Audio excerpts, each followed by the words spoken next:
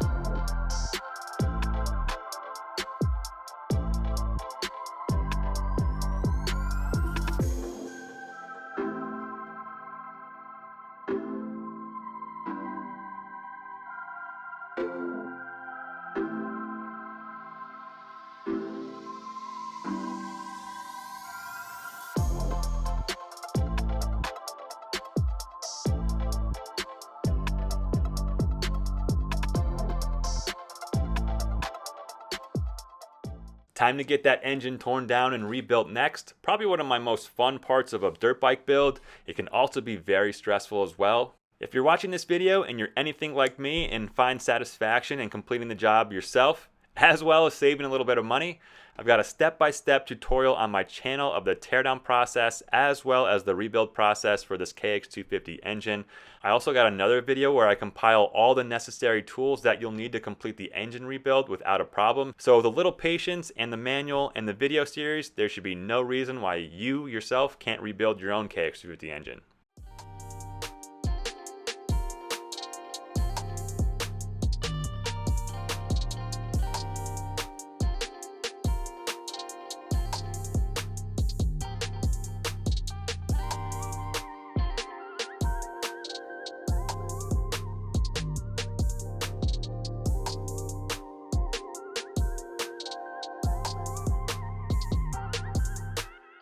Only really one little issue with the engine teardown here. The cylinder was seized on these right side studs, so I took a little Maxima MPPL, let it soak for a while, threw some heat on there, and then that cylinder was able to loosen up and free up.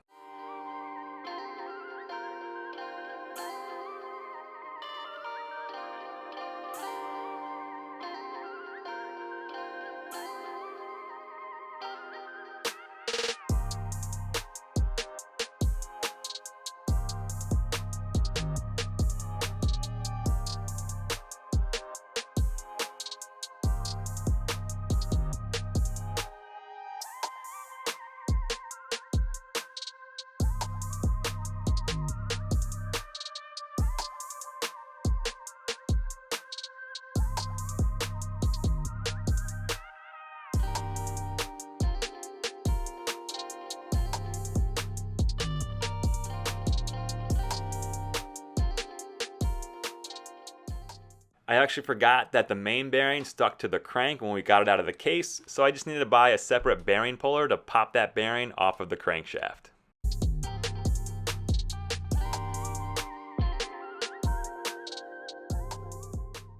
Time for the engine rebuild now. Before I could go ahead and rebuild the engine, there were a lot of great companies that helped me get the engine to a rebuildable state.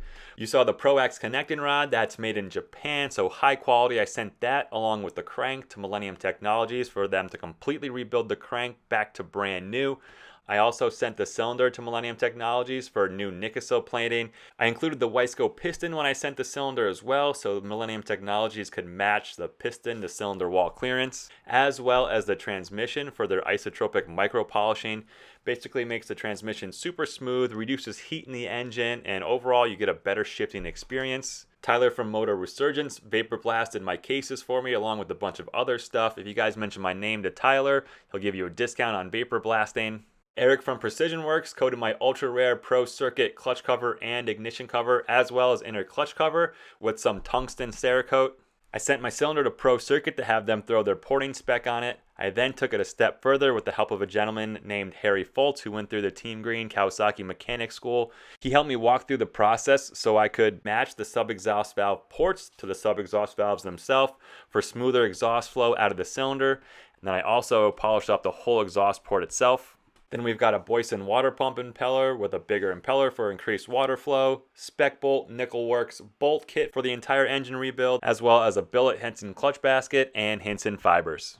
And then also, come to find out, thanks to a gentleman named Tim Sharp who's built a couple two-strokes for Jeremy McGrath, early 1999 KX250 models had issues with the oil transfer port being too small to the main bearing, so faster guys who were riding wide open were actually seizing their main bearings and cranks. Kawasaki never told anybody about this. They just quietly fixed the size of the hole from 5mm to 8mm by late 1999. So what we did was we brought my cases to Fletcher Cycles out of Memphis, Tennessee. He wasn't able to drill an 8mm hole because the other side of the case, there just wasn't enough meat on it. But what he did was make a nice little tapered funnel in my cases on each side so that the oil could get down into the main bearings much easier.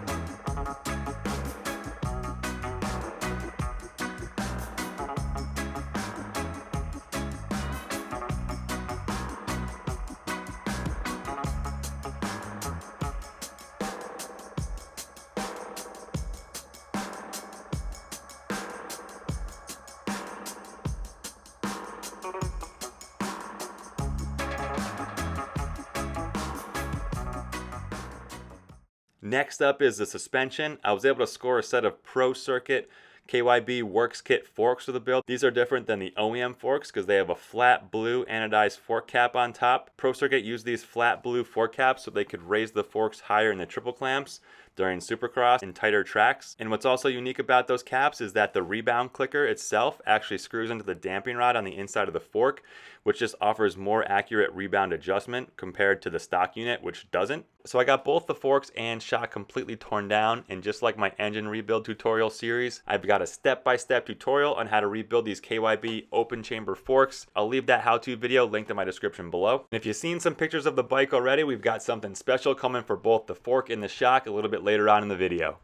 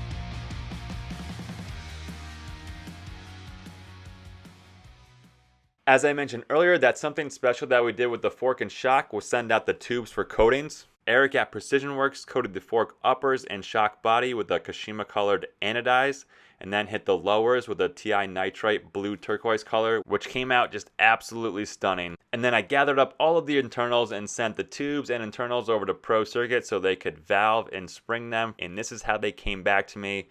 Just an incredible looking set of suspension, and it was the something that I was looking for to truly set the bike apart. Alright, it's bike rebuild time, and the first place to start is the frame, because that is the foundation of the bike. So before I send it off to powder coating, I actually sent the frame off to my buddy Pete at PB Fabrication out in California, and he took the frame, reinforced some welds, threw some plating on there, basically just to stiffen up that KX frame where it was known to have weak spots, and these were the same exact welds and plating that the Kawasaki teams used to do back in the day. He also welded tabs to the bottom of the frame and the side rails for the carbon fiber glide plate and water pump cover that the Pro Circuit team used as well. Then in terms of powder coat, I was able to do some research and figure out the exact color that the Pro Circuit team used, which is Tiger Coatings 49/51340. It's their fluorescent green. So I took my frame to my local powder coater. He was able to source that powder right from Tiger Coatings, and then he sprayed the frame and it came out amazing. We're going UFO plastics all around. I was able to source an NOS UFO flow green front fender. UFO's new flow green is on the left, stock is in the center, and the old flow green is on the right. You can tell a little bit better in this picture how the old flow green, which is on the top, is just a little bit darker than their new flow green. There'll be a bunch of Pro X parts scattered throughout the bike, like brake rebuild kits, pads, cables, suspension bearings, and then Nick over at Nick's Vapor Honing Services zinc plated all my major bolts, like the swing arm pivot bolts, just to give it that little extra factory touch. And just like with the engine, you can't use crusty old bolts for a fresh rebuild, so we'll be using the Spec Bolt Nickelworks bolt kit for the entire bike.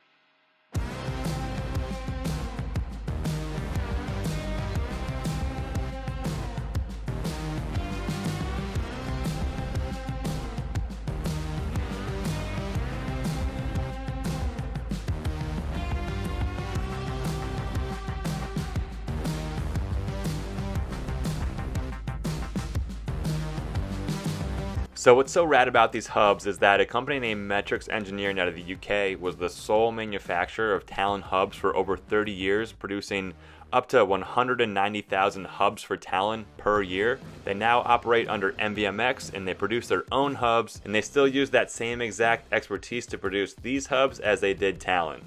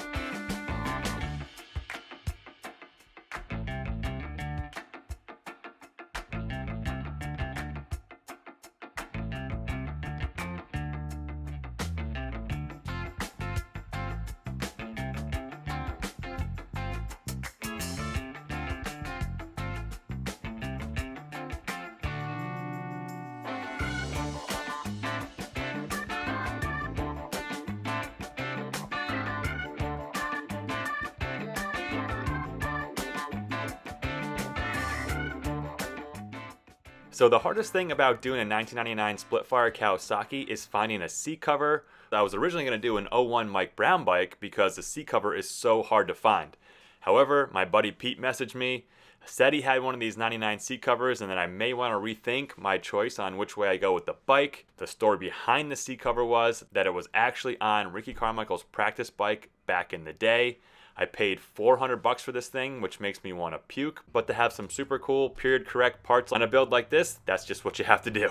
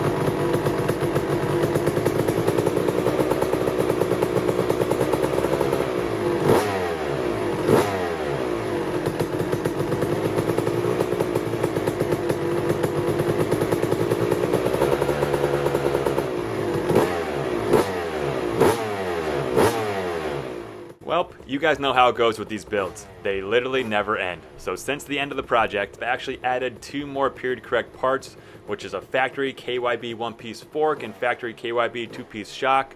Stuff that would have been found on Nate Ramsey's Pro Circuit bike, Nick Way's bike, or Carmichael's bike in Supercross. And big thanks to Kevin at the Moto Experts out of Spanish Fork, Utah for swapping some 1999 KX lugs on here because these forks originally had 98 lugs on them. So with the addition of these 2 pieces, the suspension could not be any more period correct, which bumps the bike up to a value of about $25,000, hence why it says that in the thumbnail. But I'm gonna wrap this video up. Thank you to all of you who have supported me during this entire project. If you guys have any questions on any of the parts, companies, etc. that I use on this bike, either leave a comment below or you can shoot me a DM on Instagram. I'm happy to answer all and any questions that you might have. And if you guys haven't seen it yet, feel free to go back and visit the channel where you can follow the build process in depth, video by video. But as I always say, ride hard, be safe, and we'll see you in the next video. Peace.